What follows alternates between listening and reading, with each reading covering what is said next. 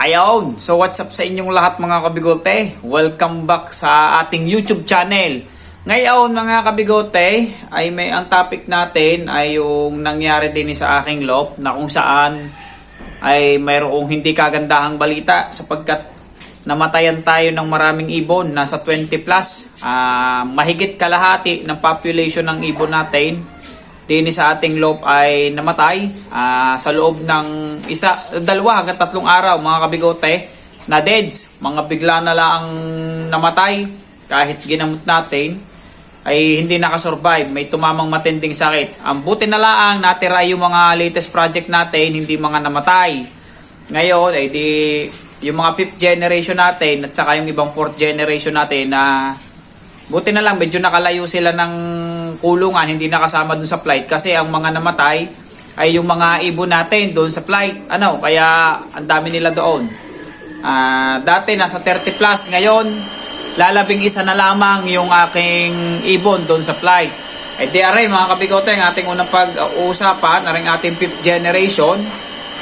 Yan, ikalimang henerasyon mula sa Classic Oriental Frill at Racing Pigeon na crossbreed. So ito mga kabigote, ang magulang nito ay stencils, yung ating 4th generation na toy stencil frill stencil. So mamaya ipapakita ko rin sa inyo yung nanay at tatay na rin, yung pares natin. Ito muna, 5th generation. Yan.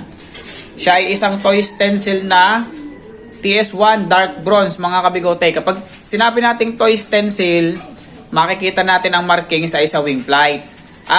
Wing shield. Aring shield nila. Yun ang toy mga kabigote. At may 3 pang klase ang toy. Mayroon tayong TS1, mayroon tayong TS2, at saka TS3. Ang TS1 ay katulad na rin. Yan, dark bronze ang kanyang marking. So yung pagkatoy niya, dark na bronze. Yung TS2 ay light bronze at saka yung TS3 ay puti o white. Yung parang nag-i-snow ang kulay ng white. Yun ang TS3. Yan. TS1 ito at napakaganda na ng forma mga kabigote niya. Wala nang balahibo sa paa mga kabigote dahil ang ating Classic Oriental Frills ay may mga balahibo. Wala na mga kabigote. At maganda na ang kanyang size. Medyo malaki na ang ulo. Maliit na ang ulo. Maganda na ang tuka mga kabigote kung inyong makikita yan. Maganda na ang tuka. Kaso hindi pa ganun ka-perfect mga kabigote para sa isang form ng racing pigeon na target natin. Ayan mga kabigote. Yan. Makikita nyo, napakagandang ibon. T-check siya. Okay. Ito mga kabigote, may inakay ngayon. Papakita ko rin sa inyo nag inakay. Ngayon, papakita ko sa inyo yung kanyang kapares. Para naman makita natin yung mga transition ng body form at color nilang dalawa. Yan, aray mga kabigote, ang kanyang kapares, kapatid, ka-nestmate niya, full siblings, nestmate. Ito mga kabigote, ito stencil din. Ayan, makikita ninyo, yung kanyang parte dito sa may part ng baba ng bar niya, ay TS2 light bronze. Ay lalapit natin ng konti. Ayan. Makikita nyo, siya ay light bronze. Toy stencil 2 yan. Ganyan mga kabigote ang TS2 light. So T-check din siya. So hindi pa sila frill. Pero mga hetero for frill na yan kasi yung tatay nila ay frill stencil mga kabigote. Kita nyo ang kanyang tail bar, dark. Ito pagkakaiba mga kabigote ng stencils at saka ng opal. Marami mga ilang nalilito, bakit daw parang magkakulay na? Hindi. Magkaiba yung opal, talagang faded na faded. Ito kasi light lamang na bronze. At ang opal mga kabigote, faded ang tails. Ito dark ang tail bar. Ayan. Magkaiba sa opal. Ito ay T-check din. Yan blue T-check. Okay, toy stencils. So mukha mga kabigote, kung inyong makikita.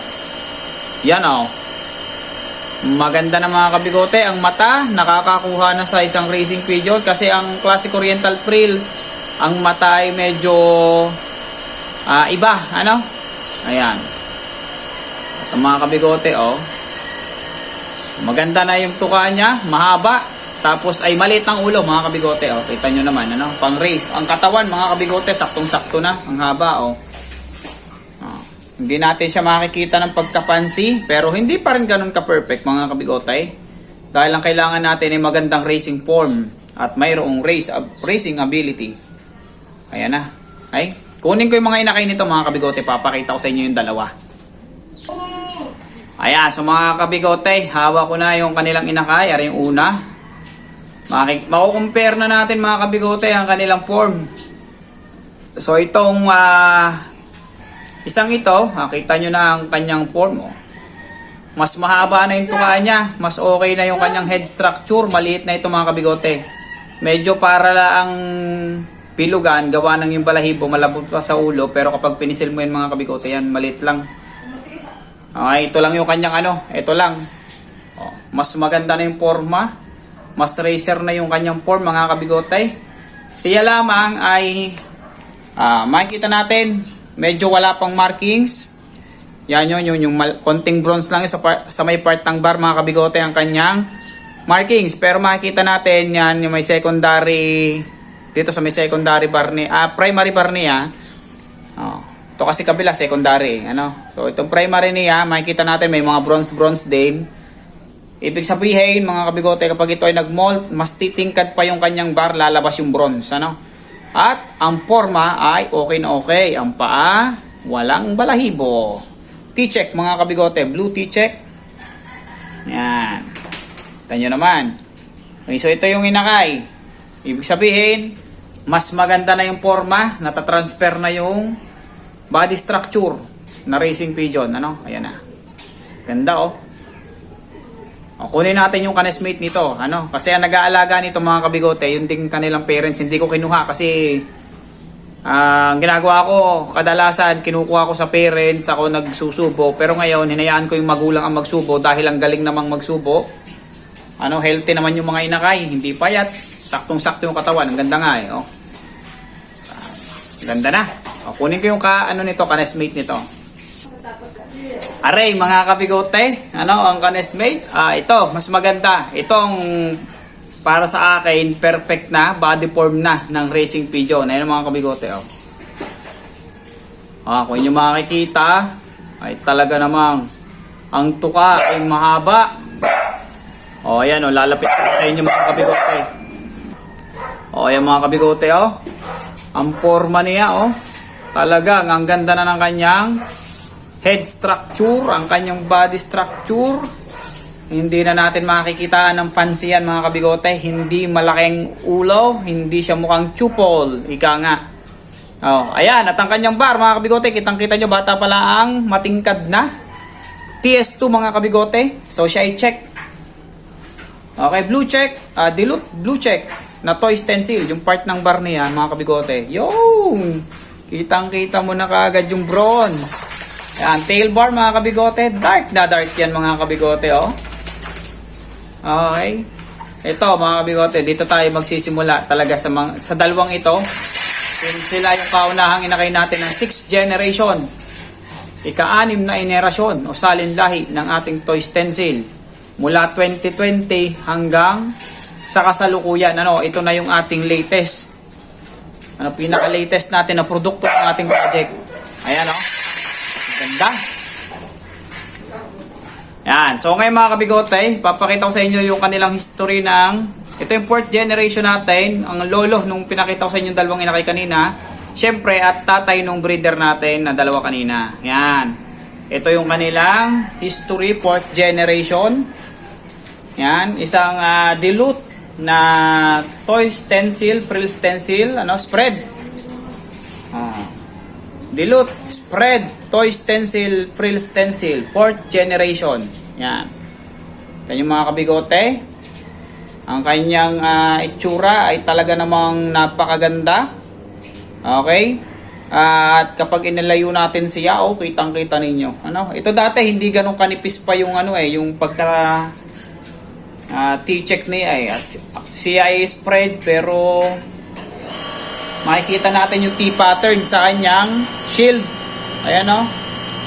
Ang gandang ibon mga kabigote. At talaga namang Ngayon mga kabigote, papakita ko sa inyo yung ipinaris kong racing pigeon dito doon sa mga bago sa aking YouTube channel. Ano?